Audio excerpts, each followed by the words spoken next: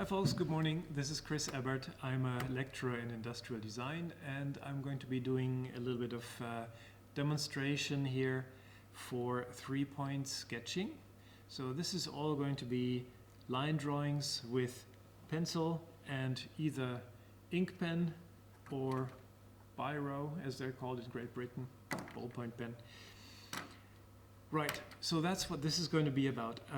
It's going to take a few minutes, and the idea behind it is to show you how to get into actually some good line drawings that conform to a 3-point perspective, and also some minor little tricks and things that you can do to get a perfectly good picture.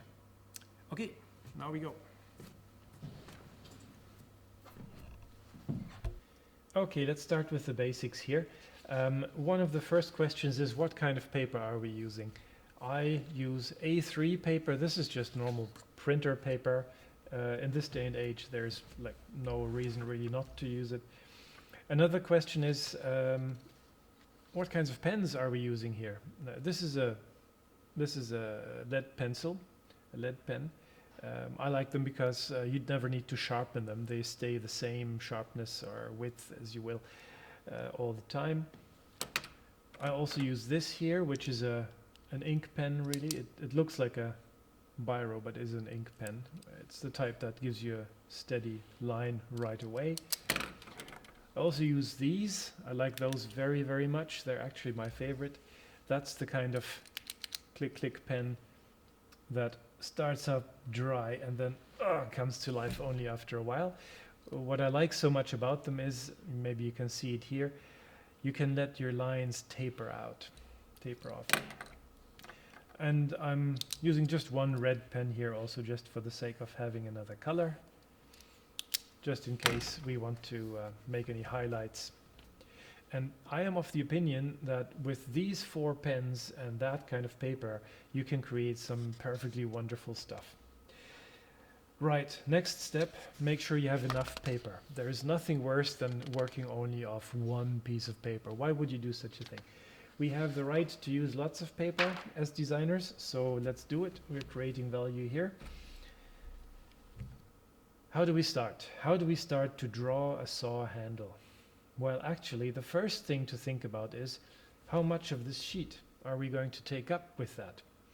And if you want my opinion, it is important to take up as much of that sheet as you can, because if you're drawing big, you have a lot of advantages. One is that your lines are going to be so much nicer. Another is that you're going to be able to pack in so much more detail. And you can always scan it and shrink it down later. You'll be amazed what that does for the actual detail resolution. So draw big. Now, how do we start this actually? Obviously, I have an image in my mind of how a saw handle looks. So I'm just going to start now. What am I doing? I'm not setting the pen down on paper first. I'm setting my elbow down on paper first, because I'm using my elbow as a hinge. You can use your elbow, you can use your wrist, and you can use fingers. So we have these 3 ways of making a radius happen just with the help of our bodies. Again, elbow, wrist, fingers. Okay, so let's get this going. Let's do a saw blade. Your paper must be movable. You must have space. Put everything out of reach that is in your way, because you'll need to keep turning your paper to get a perfectly good radius going. I'll just go here. See what a wonderful line that is. This is, in fact, a radius. It's a perfectly good radius, the length of my underarm.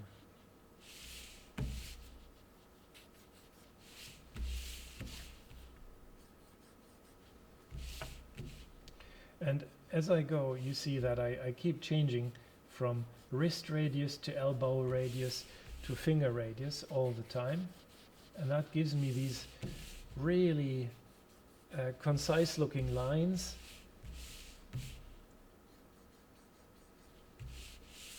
Keep turning the page.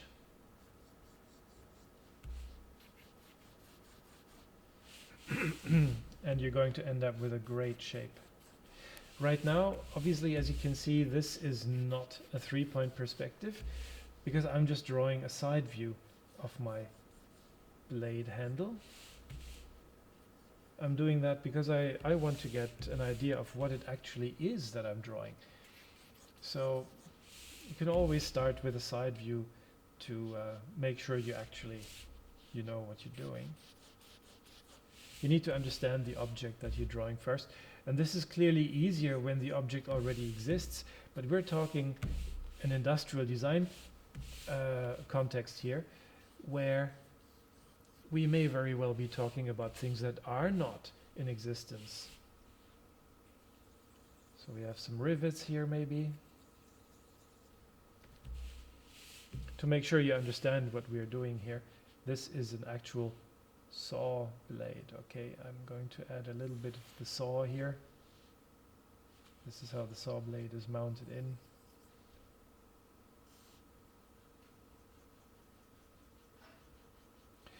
Now, one thing that is important with this is that you are realistic about the kind of result that you're going to create. We're not going to do technical drawings here.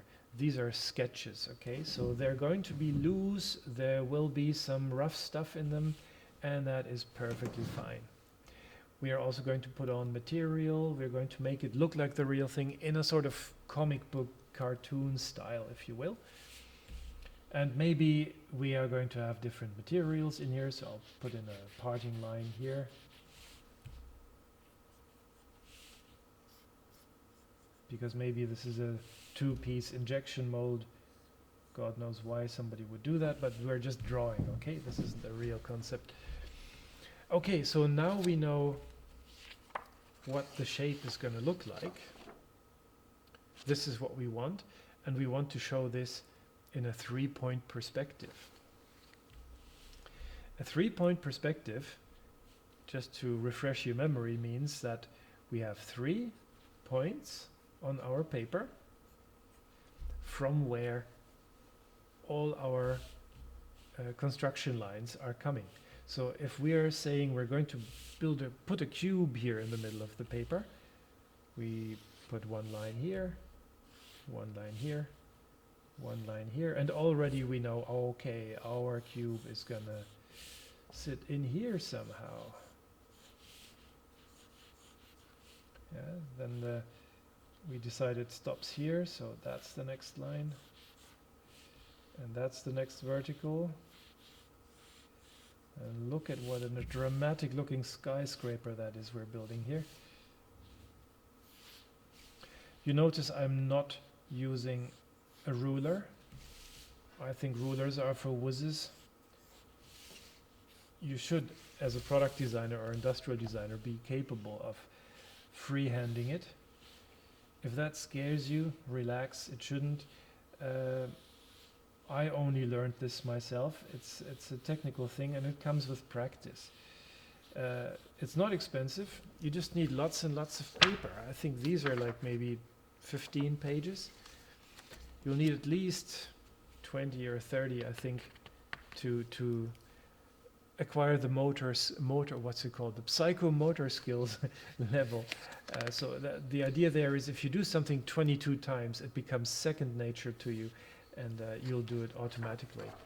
So these aren't the straightest lines in the world, but they do the trick, and we have our 1, 2, 3 vanishing points here from where we can draw our construction lines. So this is pretty much how we're gonna draw our saw handle as well now. So we'll try to put this very organic object into a perspective like that.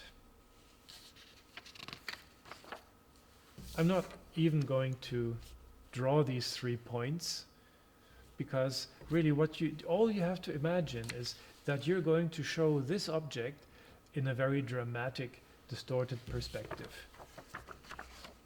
Just dramatic enough to make people realize that it's happening, okay? And it also means we need to turn it sideways. So I think the first trick will be to imagine this here as the side of a cube. Yeah, we're saying that this is this entire thing here is this side of the cube. So that's how we start.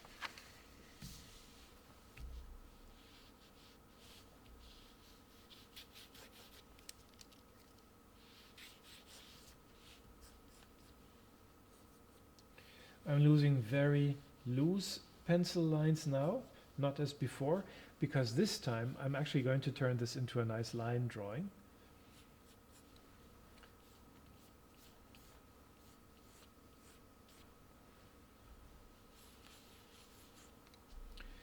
And with an object like this, which is actually fairly flat, the question is, how do we show this three-point perspective? Well, you'd be surprised how easy that is.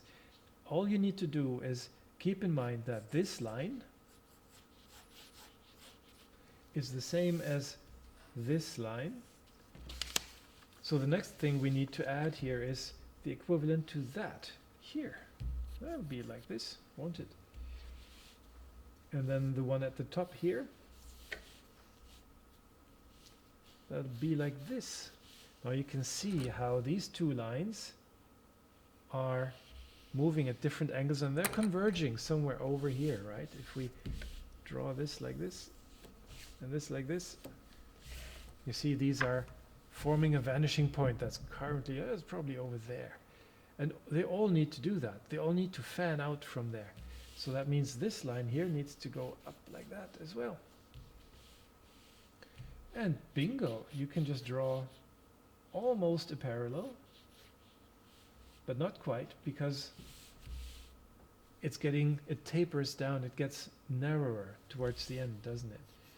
So make sure this is much less than this. So there. The shape is beginning to come together in 3D. Now, the next question is, of course, how do we make this part here also look 3D? Where do we position this thing?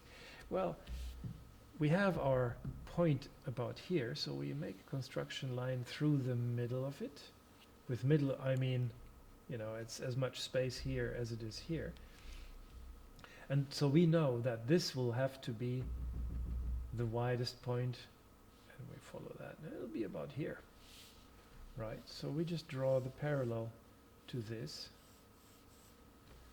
And look how nice that looks. So already, in a way, we have created the bare bones structure for our 3D object. Now we need to tighten this up here because this is all not right yet. Actually, we should have a little vanishing point like that down here somewhere, shouldn't we? Where everything goes like this. So now we need to correct that a little. If we say, well, actually this needs to do this, doesn't it? So this goes like this, and this goes like this. So this whole thing needs to get a bit narrower at the bottom than it is at the top. Wider here.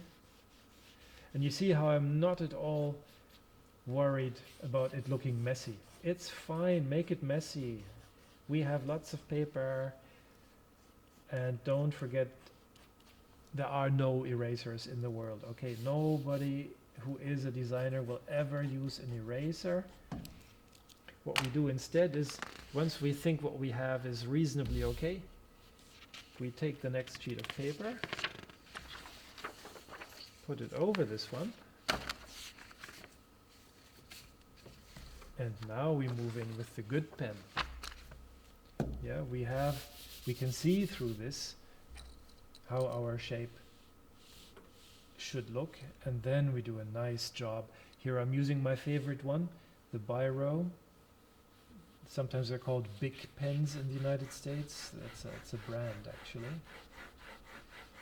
And here you need to use line weight very carefully. We want to draw the outline of this thing first, nice and thick so that it pops off the page, and I am following what's underneath this page. Simply following what's there.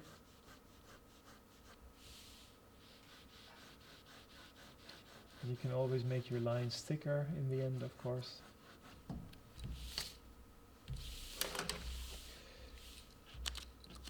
If it shifts like it did just now, no problem. Just realign and keep going. So another thing that you probably see happening here is that I'm not using a lot of time here with this, and my line work is not very hesitant either. I make a lot of little marks here on the paper, but due to the fact that I'm using this pen like almost like a pencil, I make a lot of very thin, very faint hairlines, and I just put lots and lots over one another. Yeah, here for example, this line is the result of probably having gone over it a good 50 times. Sounds a lot, but it's not. If you count this in a video, you'll probably find that these figures come together pretty quickly. And you can also see the time that is elapsing now here in the video, and it's not a lot. So it doesn't take long to get this kind of result if you just stick to the method.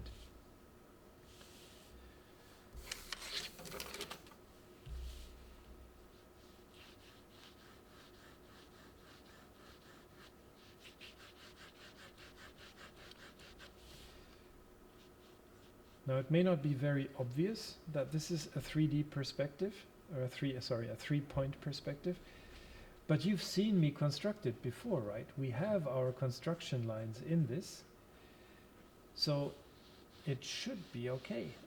It should really be a 3D perspective now. A 3-point perspective. Just a quick question we have to ask ourselves is how hard is this line going to be up here? This line that we're putting in. Another reason why I love these pens is because you can do warm and fuzzy things like these. Yeah, you barely see the strokes, but this lets me draw a soft edge. I just go back and forth a lot with very, very, very little pressure. And I've created the impression of a very soft edge here now. And you can and should probably do this everywhere there is a soft edge, and make sure it runs continuous so that it's clear. You also see how nicely these broken lines can merge into each other, just because when I set down the pen and lift off again, it's just like an airplane. Yeah, I don't do this. I'm not like off. This thing comes down like an airplane, and this didn't work. Comes down like an airplane, slightly gets its traction and takes off again. And you see how they taper off these things. Really nice. Keep remembering the radius thing with your body and to turn the paper. And know when to stop. You know, here in this corner here, for example, I've layered it on a bit too thick. Okay, just stop. It's a sketch, remember? Sketches are allowed to be a little loose. That's what gives them their special character. And with a sketch, you are actually saying that what you're putting in front of people is negotiable. So it's okay if it's not a super, super perfect sketch. And never try to erase things. And I really don't want to see any whiteout ever in a sketch, okay? Don't do that. If you really do mess up your sketch, the one thing you could do, and that would be really clever, is scan it, not photograph it, but scan it, and print it out, and take scissors and get rid of the bits mechanically that you dislike, and then put it on another piece of paper and just draw through it again, and all will be well. So what I'm doing here now is I'm adding that little bit of extra to signify that it's a soft edge. Notice I'm stopping here because we cannot see that other side, right? That other side is invisible to us. This is the 3D perspective, the 3-point perspective. So we can put another edge here.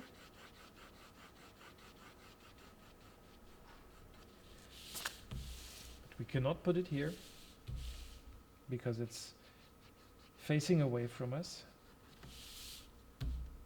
And there we actually have the rough shape. Can you believe it? It's that simple. And the other question is, of course, what do we do with these rivets? Now, in this original side view, the rivets are round. We can't really put round ones in here. They have to be slightly turned to the side. Let's construct them on the dirty sheet.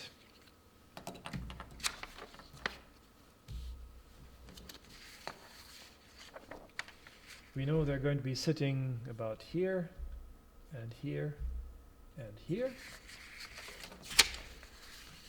So, don't panic. They're just circles, okay? And we know how to deal with a circle in perspective. So we've done it here already. Find your imaginary vanishing point. Yeah, we can follow these lines here to find it. It's around here somewhere on the table. And now we go through our dots with our construction lines, like this and like this. They all go to our vanishing point, these lines that I've just drawn, right? 1, 2, 3. What that tells us is that that is going to be the widest point of our circles. They're going to be along this axis, the widest point of these circles we're about to draw. So they'll be like this. We're half done. We already have the sides of them perfectly in 3D. I keep saying that, in 3-point perspective. Now we need to establish where the vertical lines would be. So we know that our vertical construction lines are these. They're coming down to a point like here. So we go from that, freehanding it all the way as we do there. These are pretty much our verticals here. So we know our circles are going to be highest here and here and here and here and here and here. Now just make sure they're ovals, because that's what happens to a circle. When you turn it, it becomes an oval. And there, these should actually be perfectly good 3-point perspective circles. And we can add them to our clean sheet now. There. So they are actually tilted forward slightly, as we can see here. Again, I'm only putting them on faintly, because we don't want to get too strong. Maybe they're inset a little bit, so we add a bit of a shadow on the other side. This says these screws are inset, they're deep inside this handle, right? Because otherwise we wouldn't be able to see this shadow.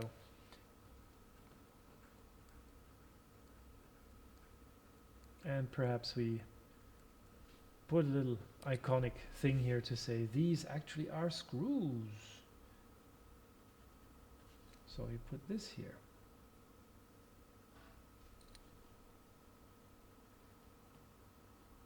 There we go. And with these, the good news is it doesn't matter which way they face, because hey, they're screws. They can be any which way. Yeah? We could make it this way if you want to. It's not wrong. There. So there we actually have a perfectly good handle of a saw. It's a bit of a boring handle, but we don't have that much time to do this demonstration. You get the picture. Now the thing is, of course, what will you design? I would ask you to please draw something that you have invented and not something that you find somewhere. As you should design, you should be able to draw what's in your head, right? That's the idea. One more thing we need to do. Our handler here has a two-tone partition line or some such fancy thing. We need to construct that. It's going to come around here. And then, well, this shape is wild and free. So it doesn't actually matter how exactly you run this, as long as it ends up in the same spots. So we put on our clean sheet again.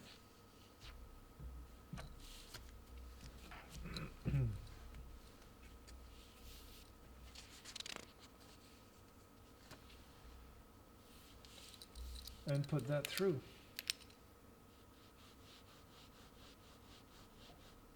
Keep in mind that in this day and age, most plastic surfaces are not straight but slightly curved, like this.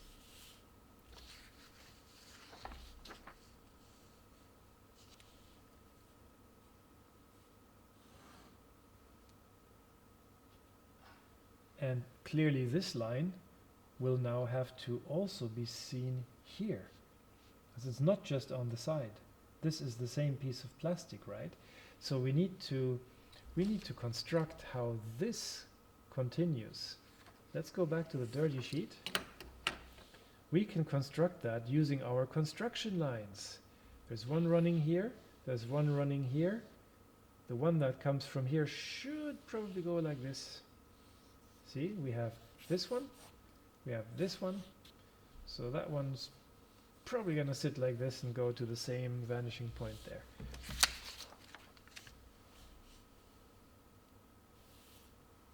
There, so this fits. And that line should go like this. Nice, so we have our line where the material is separated.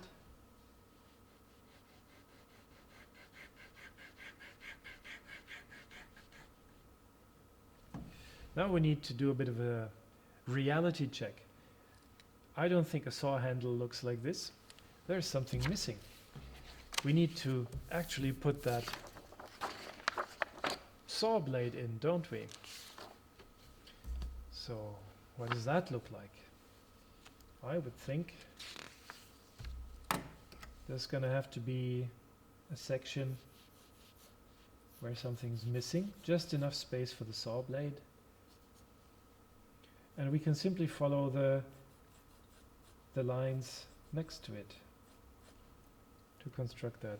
There, that's already all it.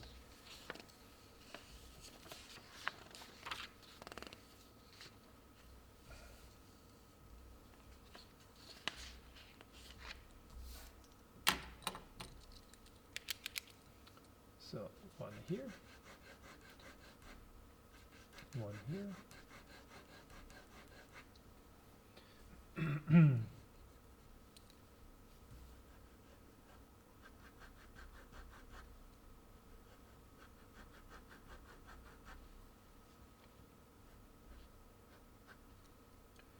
Not everything that happens in a three-point perspective sketch can be constructed very easily. Like for example here you will ask yourselves, how did I know where to place that line and where to place that line, and how come that there is less space here than there's here? Well, the thing is, we are implying already with this line here that this entire surface here is slightly bulging, slightly bent, you know, curved. So we will see a little more of this surface than we will of this surface, just because that part here is bending away from us. We cannot see it. That's it with the line drawings. Now we have created a situation where we have a line going through here. Oh my god, what do we do? Well, actually, in a real sketch, this is not an issue, because you would probably shade this part, right? So we're putting a shadow in. which we probably should do anyway to indicate that this is a cavity.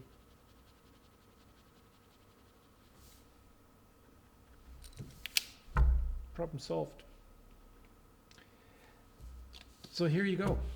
And now I hope that you can do the same thing as I have done. Start with the 3 points, okay? Decide where on your desk your 3 vanishing points are going to be. There's going to be one here next to your paper, there's going to be one here somewhere next to your paper, and there's going to be one down there somewhere. If you want to be absolutely safe, you can tape down your paper, and you can get yourselves pieces of string and tape them to the left and to the right of your paper and to the bottom of your paper, and just use the strings and draw them, you know, as in pull them down to where you are going to draw your lines. Good. Now I hope that this will work for you, and all the best. Hi folks. Now we're going to look at how to draw a saw handle in 3-point perspective. So this is going to be a very organic object, and we'll need to find ways to turn it in space. Okay, so I'll show you my trick, how I do this. It's actually not hard at all. First of all, I'm going to draw the saw handle. I already have one here on paper, so I'll just use that to copy it.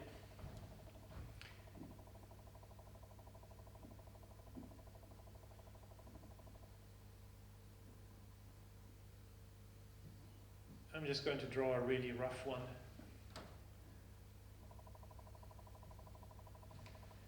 Just so that we know the overall proportion and all the features and stuff.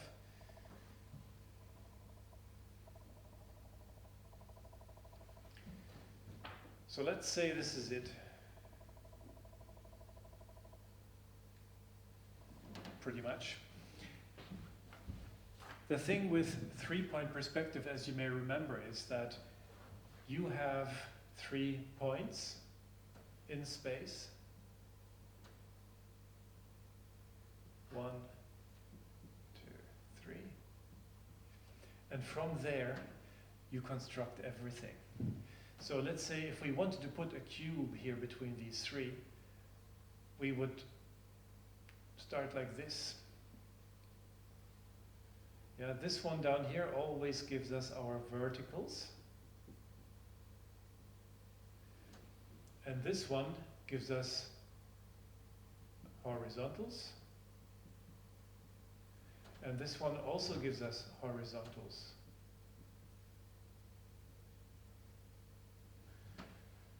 Horizontal or sideways, whatever you'd like to call them. But what we have already done here is we have already started to design part of our cube in space. Let's decide that we are ending this vertical here. So let me go back to our construction line here, our point, construct this there. Now we want to put a vertical, but no, don't do it.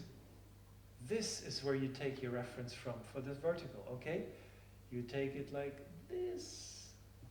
So we know our cube is going to look like that. Now this is very dramatic perspective, as you can see. We do the same thing here. We want this somehow, so we make a line. And we make another line to this, because we can now. And we make another line over there. So what now? How do we determine the next step? Well, we just decide now that maybe we want to have the next sidewall like this. We just draw that. From here, we go here again. So you're always working within your network of these 3 different points. And that gives you an object in 3D point perspective. Right, now we're going to do this as an organic shape. That saw blade there, we're going to draw that like this. First of all, no panic. we can say that we probably have, let's say we have a point here, that's our point 3. We decide we have one here and one here. And now the trick is to do this first. We'll just decide now that this part of the cube that we've drawn is exactly the same thing as that side view. Yeah? So that side view there is this and nothing else. So first we draw maybe a box that's big enough to fit that thing in. We could start like this.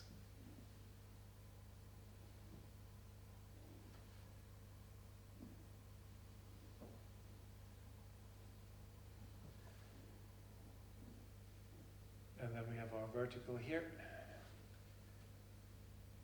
So now we know already that saw blade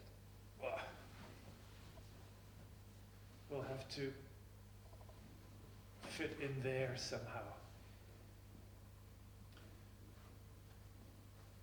This is going to be our middle line. We can just do that like this. That middle line here could be where that starts and ends. So that could be going from here to, well, we have our vertical here.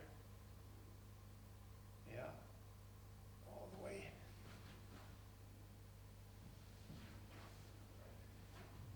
And then we just draw this thing in there. We do our best. After all, this is a design concept, right? So we need to have this shape.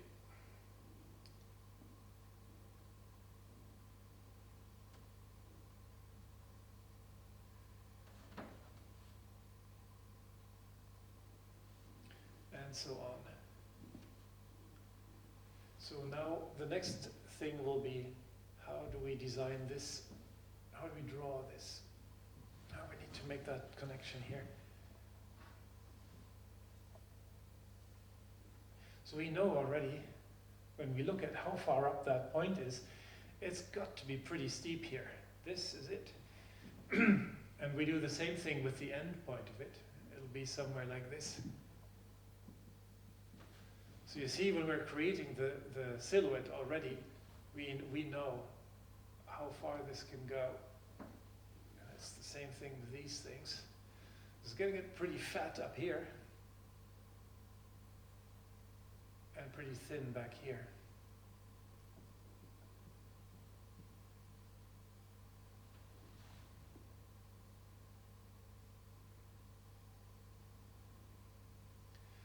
So that is pretty much how you put that object into that space.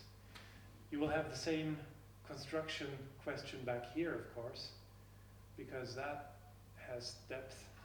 So we'll need to ask ourselves, where to from here? And again, we seek help with our construction point here on this side, which means that that line comes in like this. And the highest point of that line on the other side will be here. About the same width as this. There you go. That's how that is going to look.